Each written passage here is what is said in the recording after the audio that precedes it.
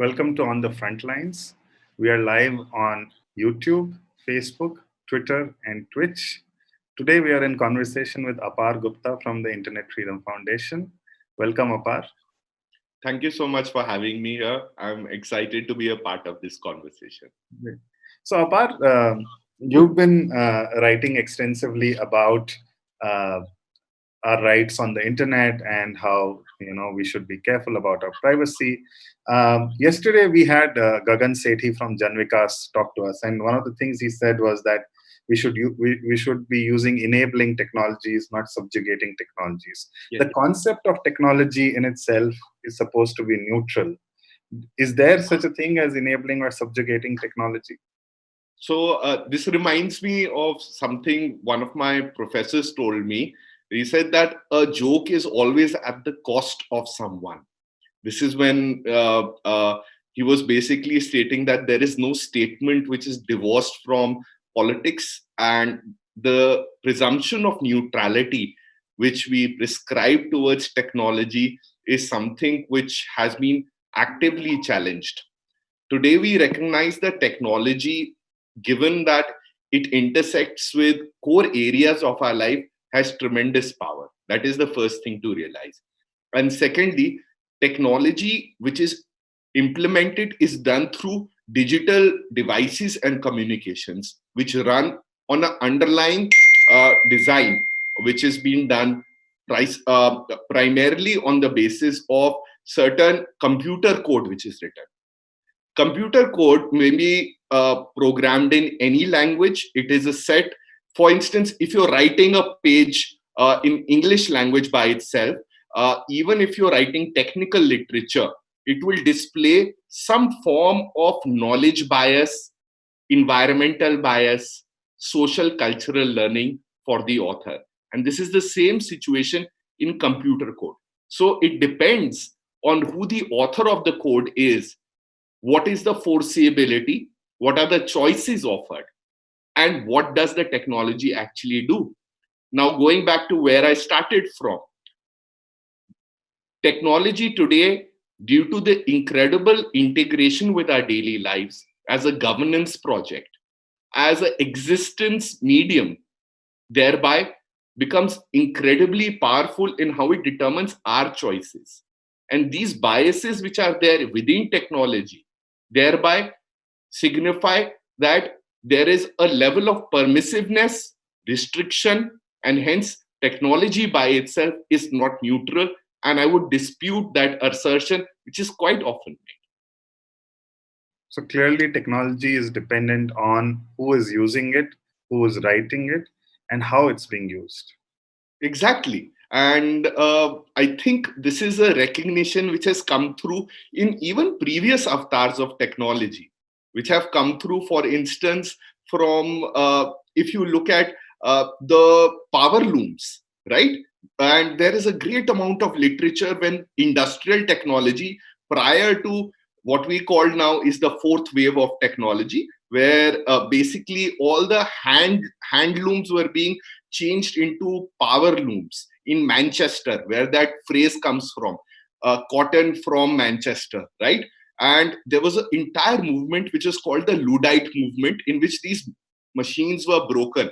And then the death penalty was prescribed for people who were called Luddites. And even though Luddites is a derogatory term for people who lack reason, who cannot appreciate the gifts and the progress which is made by technology, which has largely been beneficial.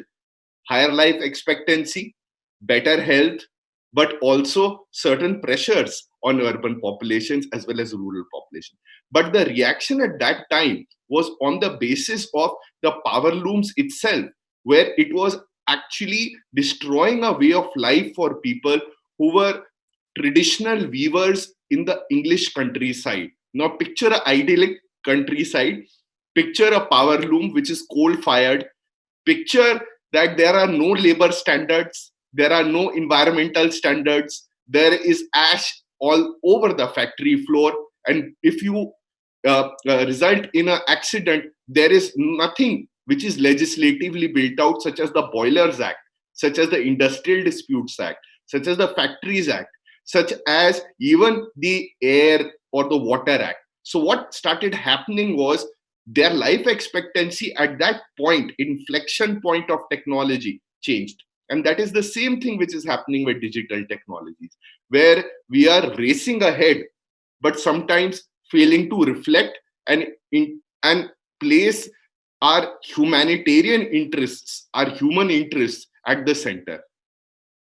So, in the recent past, privacy and our lives on the internet have also been subject to Supreme Court judgments, especially where the constitutionality of Aadhaar was decided and privacy was decided as a fundamental right. So, isn't the Indian government, or so to say, the Indian justice ecosystem, putting privacy at the heart of everything?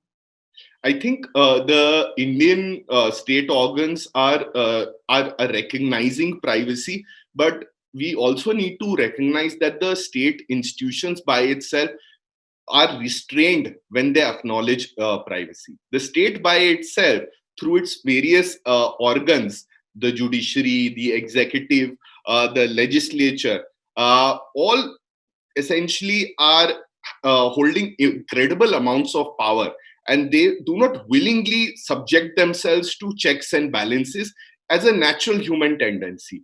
And this human tendency comes in me, it comes in you, it comes in everyone who's watching. The minute we as a manager are told something by our employees, we think that they're overstepping bounds. So this is a similar mentality which is displayed by state organs towards privacy, where there is a grudging acknowledgement. Okay, so if one looks at the National Economic Survey reports for the past 2 years, they state very disturbing things about privacy, where it is dealt as an afterthought, that it does not matter, and it is valued, its value needs to be not factored in very strongly.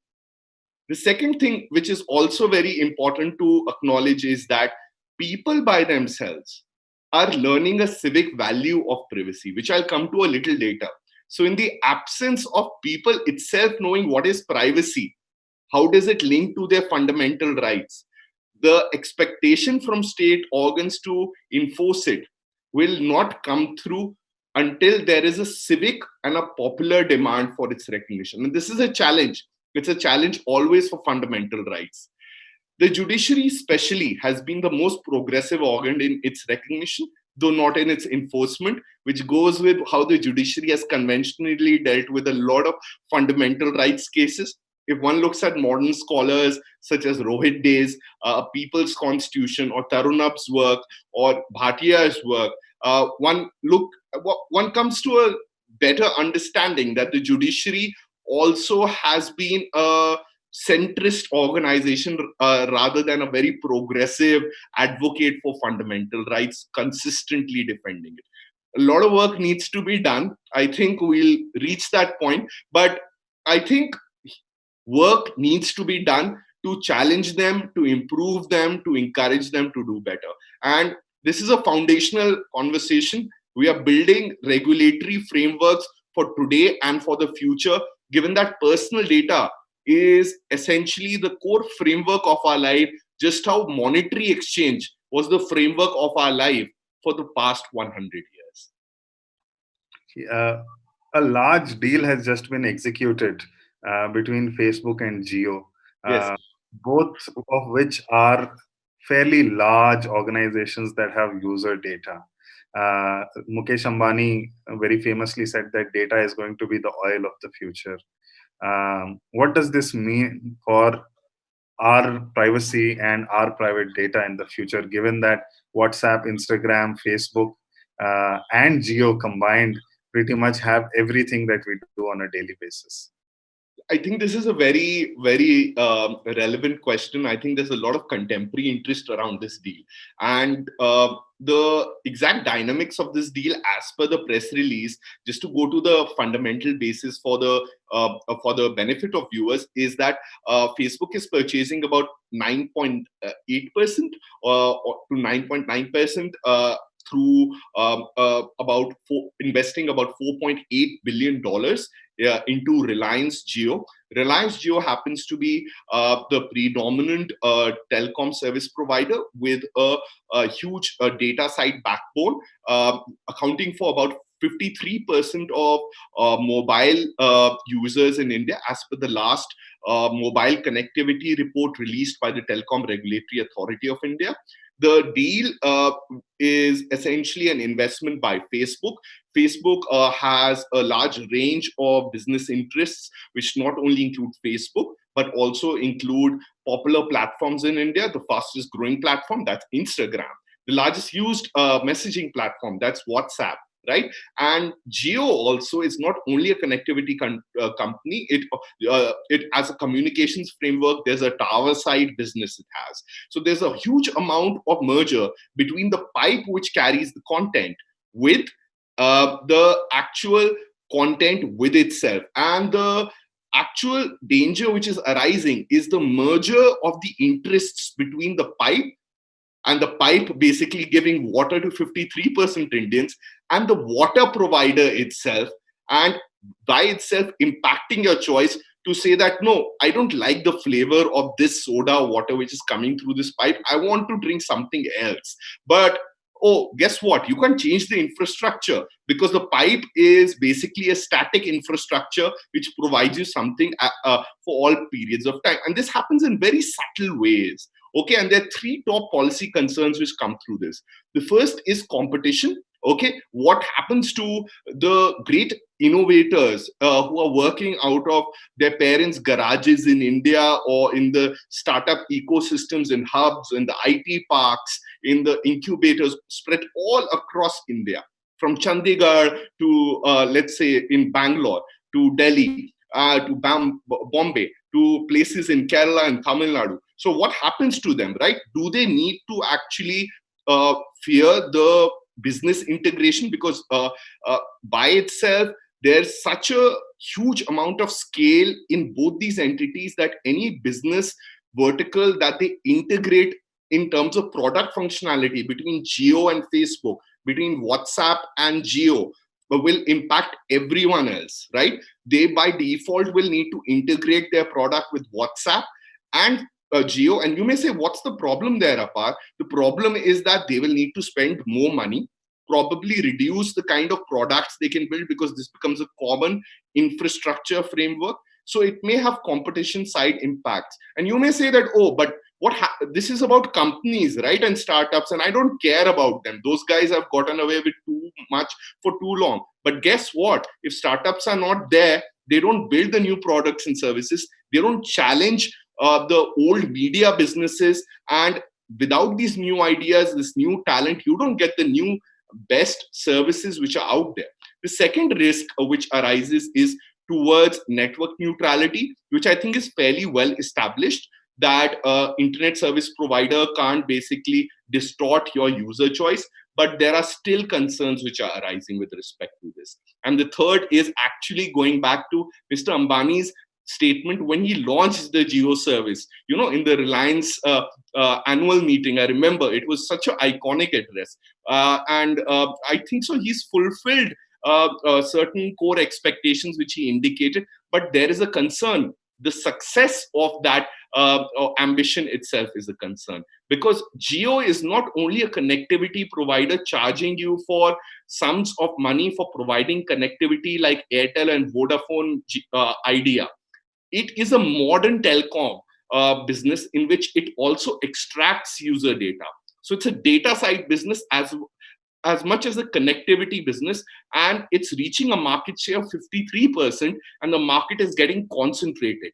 So as it pulls more data, and as everyone has WhatsApp, Facebook, and Instagram, and Facebook wants to integrate all three of them, your data touch points basically are numerous, but are becoming aggregated, and there are business interests between both. What that results in is incredible power and insight into your daily activities at all points in time, given the amount of sensors and the personal data which is taken away, and at the back end may be collected, and those blocks, just like pieces of Lego, may be put together, and this gives a complete picture into your lives. So pretty much every way in which technology enters our lives could be shaped by this single, so to say, 9.9% deal by Facebook. Yes, and that is correct. And this is why organizations like IFF exist. We exist to question, critique, and provide a sense of reflection. We are an advocate for the fundamental rights of every Indian. And to us, it's not about Geo or Facebook, it's about people, ordinary people, and their rights to demand accountability. Now, in our initial statement, we are urging the telecom regulator to look at this a little closely, but most particularly the competition commission to actually review the deal, what are the mechanics, and if there are any subsequent integrations vertically or horizontally between the businesses controlled by both, to make at the very least a public disclosure, survey the impact on the market and end users like all of us, and also to ensure at the same time that there's continuing disclosure beyond this deal by itself. So the competition commission can always put conditions when two giants join hands to say that, hey, you're not going to swing the axe on the same tree at the same time, and you're not going to cut down competition in an unfair manner on the basis of your market size. But this deal, seriously, is something we should all closely watch, given the amount of power and the potential that can be exercised. Principally, I do not think so. Such investments should be prohibited, because this is also how innovation happens, right? And we should always look at things a bit more objectively, focus on building government institutions, make sure that they are independent, they are powerful, and they're able to take these decisions. We should support their mission in enforcing these decisions, whether it's Geo, it's Airtel, it's Idea, and going with principles rather than with individual biases towards XYZ business. So it should be fact-based and principle-based. At this point, I'd like to tell our viewers that they can send in comments and questions as and when they feel that there's something they want to ask. Apar, one of our viewers, Arindam Biswas, wants to know who decides how much of personal data that internet giants should have access to. I think right now the internet giants decide how much data they should have. So they have been. It's basically a very. It's a toxic race to the bottom, where data maximization has become some sort of business mantra that let's just gather more data and we'll figure out a product and service tomorrow, and data by itself will be valuable, which it is, because it can be sold, right? And there was a popular study, it reminds me that when people like me, I would call us fools, not activists, were saying that why can't people have the option of even paying for Facebook? Then a study came out a year later that actually Facebook would lose money if people would pay to access Facebook when people were still using Facebook very actively. And Facebook makes a longer value on the basis of personal data over a longer term and period of time. Now, how can this stop? This can stop by a data protection law. A data protection law will create a regulator, which is a data protection authority, which will exercise oversight, provide clear legal standards and enforcement, and enforce penalties. India is one of the few countries which does not have it, which has not been able to enforce any penalties. And just to give an instance, we all heard about Cambridge Analytica. What happened after that? Nothing. There was a few press statements by the Ministry of Electronics and IT. The Honorable Minister, Mr. Ravi Shankar Prasad, wrote, dashed off some letters, but subsequent to that, we have not seen active enforcement and monetary penalties on Facebook for that data breach. And there was data of at least 3 crore, I think so, close to about 3 lakh Indians at least, which was exposed to Cambridge Analytica. And despite that, Europe putting a fine, United States putting a fine, India, which has the largest user base of Facebook, largest user base of WhatsApp, larger viewer base of YouTube, and possibly largest in every sense. We don't have a regulatory infrastructure at present to levy fines on any of the Silicon Valley giants. And that's why we are in a situation where ministerial discretion, individual one-to-one meetings are becoming a very poor substitute, and they're not leading to a sense of regulatory clarity even for other businesses beyond the names that we know and are on our tongues. So in terms of a systematic approach which lays down clear regulatory boundaries, who decides right now? The clear answer is the person who's giving you the service, who's giving you a one-sided contract called the privacy policy. And how do you enforce it? Well, you can't, because there's no effective adjudicatory body, there's no regulator, there are no modern standards, but we need to work with pace, determination towards these things. And the Internet Freedom Foundation, where I work, aims to do this. We hope to be your champions and advocates to do this. As a follow-up to this question, Swarang Verma asks that should there be a shift in the strategies for data protection towards a framework of breaking up big monopolies, aggregating the whole infrastructure as opposed to just a simple data protection law?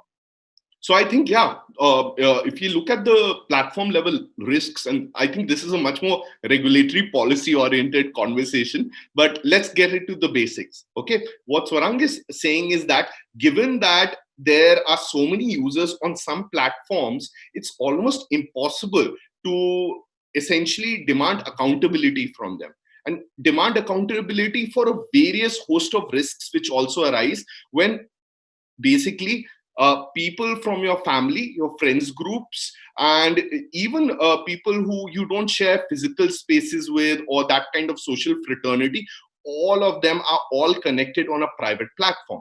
So what happens when that happens is that there's a tipping point, and by itself it becomes a shared infrastructure which cannot be displaced.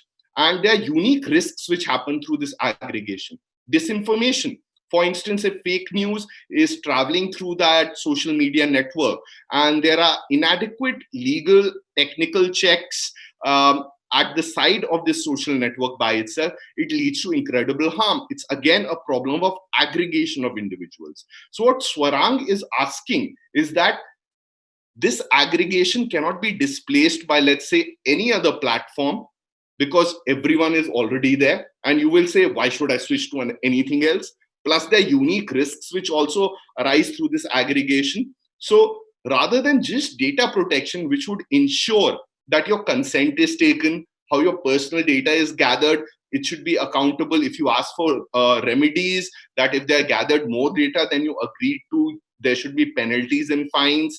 And in case you want to delete it, somebody ensures it's deleted. Unauthorized breaches are also leading to penalties. So all of this is fine under data protection, but it does not take into account and address the problem of this aggregation, of this scale, of the enormity of this challenge and these giants, which the Europeans call GAFA, okay, or FANG. Okay, so they've come out with really good acronyms for them: Facebook, Apple, Google. Okay, so essentially, competition is a framework which needs to be examined. In regard to this, the Ministry for Corporate Affairs recently did put out a consultation paper, and we as an organization did submit comments. I think the Competition Commission needs to grow its expertise and culture into looking at high-tech industries and data as well. And of course, I do agree with Swarang that scale is a problem, but let's look at the competition framework. It's not only scale, okay? It's not actual market dominance, it's abuse of dominance, which the competition framework looks at. And I think when you are dominant, there's always a tendency to abuse that dominance. And it's not a problem of intent, it's not a problem of bad faith. When you're just too powerful, right? Just imagine the person who may be the great Kali sitting on a flight next to you, okay, and who may be basically sharing an armrest with you. Despite the best intentions and the friendly demeanor of the wrestler called Kali, elbow here and there will come. So I think the Competition Commission is needed to ensure that the smaller platforms, the new startups, especially the users and the benefits towards this great digital transformation India is going through, is available to everyone, to make sure we get our share of the armrest So yeah, so as to say. Okay, so I think there's a lot of work to be done there. Data protection is not enough. Again, Swaran, to put it simply, competition is something we should look at, but that needs to be grown. Okay, and there are specific recommendations on this made by the Internet Freedom Foundation. So I think the analogy is perfect. When you have the great Khali, then you need to have an equitable sort of power to be able to challenge, a force like that. But closer to home, and beyond the great giants, we have the government of India, Yes. which is an elected government in a democratic system. And the Supreme Court had declared that Aadhaar was not mandatory. But recently, in the Guardian, a series came out which was titled "Surveillance Nation" by Kumar Sambhav Srivastav, who spoke about how the government has been building sort of a database to track every movement of every citizen across India as a measure supposedly to give social security to citizens. Could you tell us a little more about what this database is? Is it already active? Are we already being tracked by the nation state? When you say this, two things come to my mind. People always say governments evil, and let's deal with this very honestly, okay? And is it about this government, this specific one? Oh, I don't like it. Or was it the earlier one? Oh, but the Congress government was also like this. It laid down the foundations for this. Let's understand this very simply. I'll use one quote from Justice H.R. Khanna, where he quotes from Brandeis, where he says that we need to be fearful not of people who hold bad intent, but overzealous men, okay, who with the best of intentions encroach on individual liberty for satisfying a larger public interest. So individual liberty becomes a sacrificial lamb by itself. So just paraphrasing, and you can look at joint op-ed I wrote with Gautam as well as Surit in Hindu about 2 days back. It has the complete quote. The second is the Game of Thrones analogy. If you look at how Daenerys Targaryen wins the throne and she basically condemns everyone else, it's basically guided by a moral sense of superiority, which prevents introspection. And when you start becoming powerful, okay, and you think what I'm doing is in the interest of people who don't know better, and they're asking for accountability, democracy is too noisy, they're asking me to do XYZ, it'll slow down things. But guess what? I know better because I see further. I ride a dragon. Okay, you end up burning the very people you want to save down to ashes. And by using these two examples, let me just state that this is what the surveillance project is. It may be arising out of a multiplicity of interests, and a lot of them are commercial. They're driven by contractors who are actually looking to make money on the basis of these technologies. It gathers personal data, which is also monetized.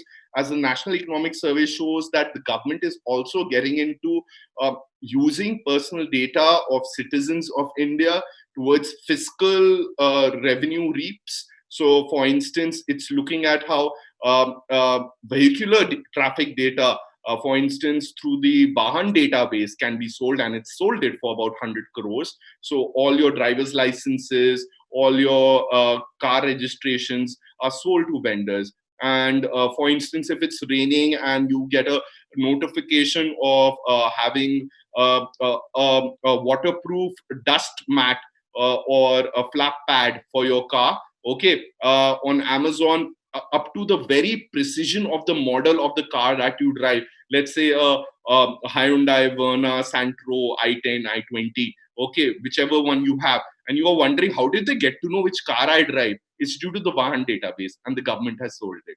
So the social credit registry is a dangerous leap into another world from it. If you actually go onto YouTube, and there's a great Vice documentary on how this registry has been actually implemented in China, it actually encourages good behavior by citizens, which is why it has supporters in India.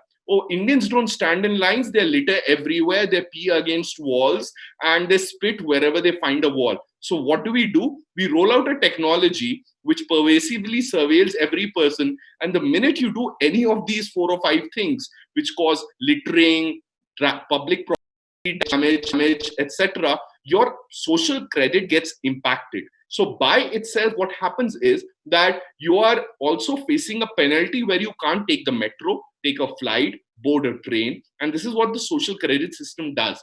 It's a digital surveillance framework, unaccountable, without remedy, gathering data at all times, watching you all the time. And on the basis of that data, and a large number of databases which the government is building, with the power and the might that it has, which include the police, the executive, and the courts, getting a 360 profile view into you, it is going to essentially demand that you do not litter, you do not pee against a wall, you do not spit a pan. But guess what happens? If you also say something on social media which criticizes a particular political leader, which basically states a very unpopular opinion, let's say even about a cricketer these days or a famous Bollywood actor, you could end up going to jail. Those same data points can be used. And we live in a society, let us remember, with not the best rule of law infrastructure, where arbitrary arrest, criminal prosecution are the norms. And we should think beyond the metropolitan cities where there is a better criminal administration of justice, where there is less administrative discretion and greater certainty and remedies and networks of resilience which people have. So let's think about people who don't even know about technologies that well, who do not have access to lawyers. They will be the first victims of all of this, and they will face exclusion from social services, from public transport, from entitlements, and this will be done without remedy. So surveillance in India is something to worry about. And just to end this, actually, these are not fantasies and limited to Kumar Sambhav's excellent reporting on this. This has actually been felt in the present times of the COVID pandemic. And I invite you to look at our website, internetfreedom.in. There's a recent tender put up by the Broadcasters Engineers Corporation of India Limited. We've also made a YouTube explainer, and it actually wants to know where you sleep, and it wants to where you go for regular walks, who are your friends, who are your families. And there's no legislative framework. There's nothing saying when the data will be gathered, when will it be deleted. And there's a separate item they also want to procure. Guess what? Smartwatches. So this also reminds me of an op-ed by Yuval Noah Hariri in the Financial Times, where he says that the pandemic is making surveillance become from over the skin surveillance, which is that it is at a distance, to on the skin or under the skin surveillance, where there'll be wearables and etc happening. It's a very scary world we are entering it, with facial recognition and digital lie detection technologies. Okay, so we all need to be on your best behavior, or we need to, in the alternative, assert our digital and fundamental rights. And guess what? I think all of us behave badly every now and then. That you made a very interesting point, Apar, that the impact of these technologies could be disproportionate on those who don't even know technology, especially where justice systems are weak. Now there is a great sort of we see even in courts and even with institutions that very often we don't understand the difficulties of people who are far removed from us. And digital technologies or technology in general is so far removed from day-to-day understanding. Even though we use it, our understanding of it is quite limited, so to say, even as urban educated people. Yeah. How does one bridge that gap, especially in institutions which need to deliver entitlements, deliver justice, enforce law and order? So I think we are facing a grave challenge. Today, we are not only being asked to know how to drive a car, we are being asked to actually fly a plane. And if you know how pilots go through training, they also know about the mechanics of each craft, each one of its separate components. We are being asked to be airline pilots without training. And I think technology will mature. People will get to have a greater degree of control as basic building blocks of technology and core components become universal frameworks. But the problem here is a bit separate. I think this problem will be dealt for people who come from economic, caste, gender privileges in India. They'll be able to control their privacy. Just like by purchasing a iPhone, they get a higher level of privacy protection, right?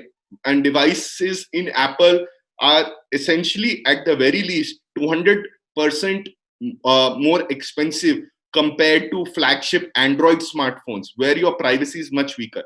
For instance, Apple stores your thumb biometrics and your facial biometrics locally on the physical iPhone itself. And with the Android, it is uploaded up to a server. Now, people don't know this. They don't know this distinction. Cheaper technologies come with less protection, just like airbags. But are we in a situation today where airbags are optional? And that is the question I'll put. That it is a safety issue, it is a livelihood issue. And we've seen it with Aadhaar. The core problem with Aadhaar was not only privacy and surveillance. In fact, it was a very interesting case for people to study, where actually petitions were filed by activists including Aruna Roy, Nikhil Dey, Bezwada Wilson, where there were essentially arguments made that this system is a technological system which people who are entitled to rations, and entitled has a very precise definition. They are owed, means they should naturally get it. So people who are entitled rations, which is essentially rice, cooking fuel, pulses, and I would ask viewers who have never had the experience of going to a ration delivery shop to go there and to look at what's happening. So in case there's a biometric mismatch, which happens quite often with manual workers who are engaged in hard labor, where their thumbprints wear off, or with old people when they get cataract and their irises essentially become more cloudy, and the biometric systems can't read it properly. There is a system of exclusion where they can't get their daily food. Their ration pie becomes smaller. So it was a welfare argument. And the thing is, the poor who lack social power due to where they come from are further disadvantaged, and it compounds their sense of lack of power. They become more vulnerable and the injuries are greater. And I think there is a recognition in this. I think technologists are recognizing it. I think the Supreme Court is recognizing it. But would you ask me, is it being done sufficiently and up to the threshold it is required? I would say not. I would say that this needs to be also be there by design. So just like we talk about privacy by design, which is an aspiration, it's not being done in practice. You should at least start aspiring for welfare in technology also by design. Looking at the impact of technology in mass systems of deployment, especially state deployment, for people who would be impacted by it, and treating exclusion at the very threshold as a foreseeable risk. So technologists have recognized it. There is a recognition in the Supreme Court. There is possibly some recognition in the government also, but probably enough is not being done. I want to shift your attention to something more recent before COVID. On the floor of the parliament, the Home Minister said that the Delhi police is deploying facial recognition to identify the perpetrators of violence, and that no one will be spared, and that all databases will be integrated from various neighboring states to reach these people. Do you think such a technology is efficient or capable of recognizing people? Do we have those kind of systems in India to recognize people who we don't even know through their faces? And if so, what kind of privacy concerns do these technologies have? Okay, so this is very interesting. In 2020, before the COVID pandemic, we basically, as an organization, took on facial recognition as one of our priorities, and we started focusing. We even sent the Delhi police a legal notice on this very thing. And we are looking towards challenging it because, according to us, it lacks legality. The procurement done by the Delhi police for facial recognition was done in a high court case to actually deploy in a very limited manner for missing children, okay, against pre-existing databases and reuniting them with their families. And as per the feasibility report submitted in the High Court, in the Shadan Haldar case, actually, it seems from the orders of the High Court, they weren't able to even match one child. It has a very low accuracy rate. So inaccuracy remains a problem. And when law enforcement starts using an inaccurate system to essentially do criminal prosecutions, especially the police services, which have essentially not gone through substantial legal reform since the time of the British sepoy, who used to use the lathi and the danda as the principal way of enforcing law and order. I would just say that it's a very scary thought, especially for people who are from minorities, especially from people who don't look like other people, especially for people who are basically returning late at night and are stopped at the checkpost. Don't you feel a chill run through your spine, even though you're an honest tax-paying citizen who's just had a long day in office, right? You never know. They may ask you for insurance or pollution checkup, but it may be much more than that, right? And this is what facial recognition is about. It's about a sense of fear, which brings conformity, reduces your individuality, your even choice to wear what you want to do, eat what you want to eat, hang out with who you want to hang out, talk you with whom you want, or basically even hold up a protest sign which says that which basically is a protest sign, right? I'm not going to get into what kind of protest. Now, secondly, what happens when and this is what is quite often posed by technologists. Well, all technologies mature and they become better as big data trains its own data set, etc., etc. I would say accuracy is a problem, because the more accurate this technology becomes, the discrimination remains in the system, because it's a social problem. It's never been addressed. And with accuracy, they now know where you are, when you are, with a scary amount of insight. And facial recognition is one data touch point, which also ties in with so many other data touch points the government already has. The Vahan database, for instance, right?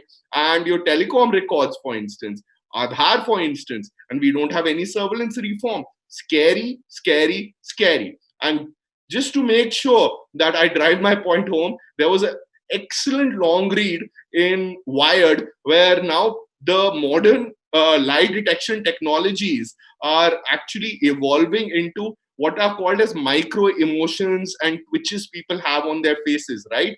Or even in the posture, where you can discern the person's mood, etc. And this can be very easily integrated with facial recognition.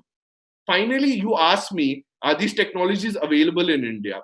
And this is a personal anecdote, even though I think so personal anecdotes shouldn't have any place in any public conversation.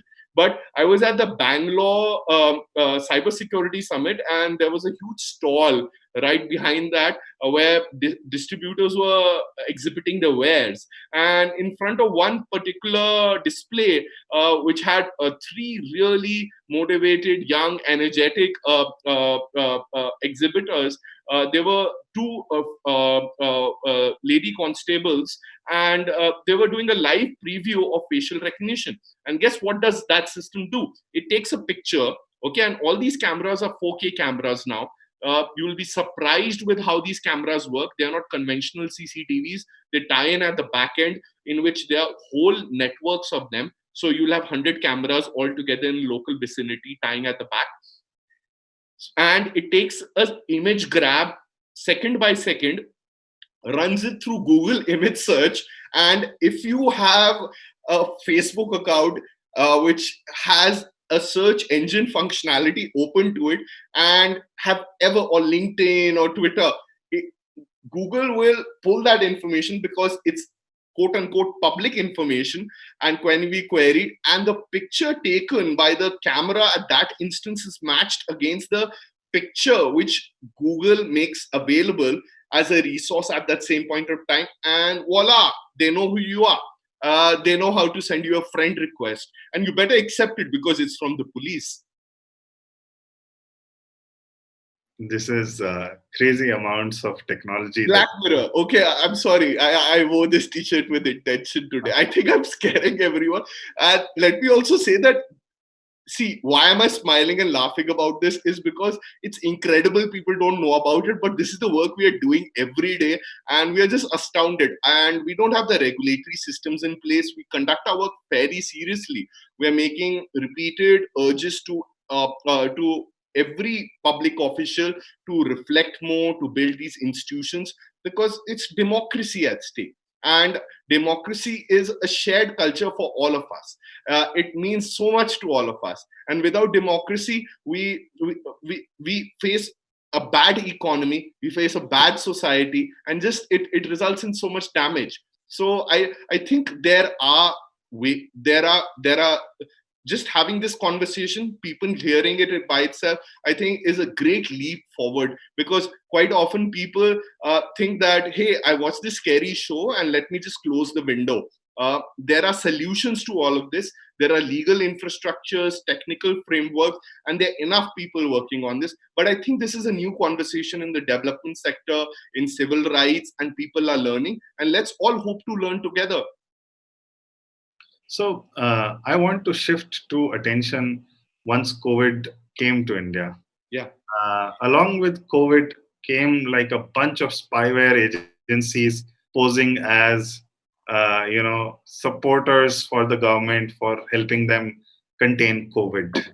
Yeah. There's a lot being written about it. There was an article in The Wire which spoke about Israeli spyware agencies making a beeline to Delhi police and others. What is this about? So the Israeli company is called NSO Group, which made a phone hacking spyware software called Pegasus, which could geofence. Basically, if 5 infected phones came within a proximity, their recording device used to automatically switch on and used to live movement track. They could switch on the camera without you knowing. And you would think, oh, it wouldn't happen to me, but it happened to close to at least 100 people. And there may be potentially even more. And this was revealed in a California litigation as incidental to that by the Monk School, which has a data side lab, and this happened to Indians. And unfortunately, the government response has been very shoddy on this. And I would also want people to know that these soft spyware is actually classified as an arms export, like a missile. So you need to get clearance as NSO and a contractor in a company in Israel from the Israeli Ministry of Defense prior to exporting it. And its import actually can only be done to state parties, which means that a state government or a central government agency actually procured these spyware and placed them on the phones of Indians.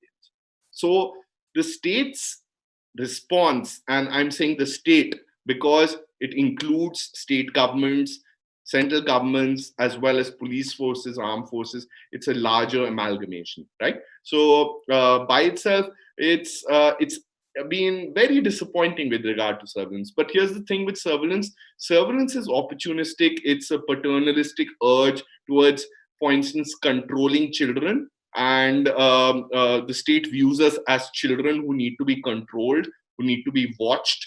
So it wants to place nanny cams everywhere. And there are enough vendors. There was hacking team, NSO group. We have groups now in India also who are actively participating in these tenders, and we don't have a legal framework. Specifically, COVID has given a large amount of impetus and boost in terms of a new rationale of public health behind surveillance technologies, where you need to trace the infection because it remains asymptomatic for a long period of time. Thereby, a person who then starts displaying influenza like symptoms, such as a cough, cold, or running nose, and is then later diagnosed as having COVID, needs to actually be not only quarantined, but all the people they have been in contact with when they were asymptomatic okay, when they were not having the running nose, the sore throat, were also put at risk. They are carriers of COVID because it stays inert for a period of, let's say, about 2 weeks sometimes. Okay, and how can you determine who all people a person was in touch with, was in the proximity of, who could be potentially infected? It can only be through surveillance, right? And wow, this is such a great opportunity for NSO group to knock on the doors of government and say that, hey, whether it's national security or public health, we got a brand new product for you. So let's slap on some paint on Pegasus and sell the old car for a new journey. And that's what's been happening. The other thing I would like to also indicate is that it is not as if this data cannot be collected in ways with autonomy, consent, and privacy maintained, and also prevent the risks which emerge from surveillance. And this has been adverted in a long working paper, more than 90 pages, written by my colleague Siddharth Deb. It's called Privacy Prescriptions for COVID-19 based technology interventions. It's been cited recently in the New York Times, and the government has also responded, updating its privacy policy. But I think the fundamental technical framework itself as a technology level, and secondly, the legislative framework also, which has been advocated by experts such as the UN Rapporteur for Free Expression, David Kay, of having term limits where a government needs to mandatorily delete this data under a legislative basis, okay, which is lacking in India, is missing in India.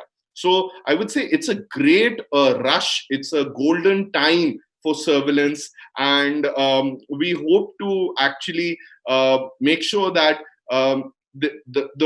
these systems, actually, even if they are built during the pandemic, are only for the term of the pandemic. They don't become pervasive technologies where the rationale shifts from public health to, let's say, national security, which is happening. For instance, the Bessel tender is a procurement which is titled patient COVID-19 patient tracking tool, but item number 1 under it says that it is being procured for national security, and there's no mention of public health itself. The second factual peg I'll give here is that RTIs filed by the Internet Freedom Foundation on the Arogya Setu app actually show that the Ministry of Health is not being looped into any of the development around the app by itself. So let's imagine the core central government ministry, which actually is, as per the business of allocation rules, empowered to take decisions on public health for all of us in India, along with state governments, is not even being consulted on a principal technological deployment cited by the Honorable Prime Minister repeatedly. So I would say there is a large amount of concern, but it's not only the companies which are at fault. It is the government, and I would to some degree even say citizens need to do better. We need to demand greater levels of accountability from the government and say that, well, these are extraordinary times, but they do not call for extra legal measures. So you've also covered in the COVID-19 technology a little bit about the Arogya Setu app. Some days ago, one of my friends called me and said that this Arogya Setu app smells from a distance. It sort of roses. Or well, that you'll have to tell us. But obviously there is some concern around the deployment of Arogya Setu in popular media also. Some days ago, a video clip emerged where this person who wanted to buy medicines in Noida wasn't allowed by security, saying, "Have you got the Arogya Setu app? Has it certified you as not infected?" So what does the government hope to achieve from the Arogya Setu app, and why does it smell, and what does it smell of? So even to people who think that the app smells of roses, I'll just say every rose has a thorn. Okay, and these ones are pricking a lot of people. My learning on this is essentially derivative. It comes from practicing physicians who have underlined that if you look at prior pandemics and infectious diseases, they acquire a level of social taboo where there is underreporting, people hide their diagnosis, and there's stigma attached. So it breaks a social cohesion, a sense of fraternity. And why is social cohesion and fraternity important? Because it's an infectious disease. It can happen to anyone for no fault of theirs, right? And if we start discriminating against people, we won't be able to win this battle. And I think this is a recognition coming from the Prime Minister's Man Ki Baat addresses. He does say these things, fraternity. But I think what we are lacking is taking it to its logical conclusion. And Arogya Setu is a good instance of this. Why? Physicians also state that each technological intervention needs to be placed within public health priorities. They do not need to stigmatize. And I think stigmatization has already happened with COVID with regard to the privacy side impacts when people's names who are not even infected, may just be under quarantine, have been put up with identification details of their names.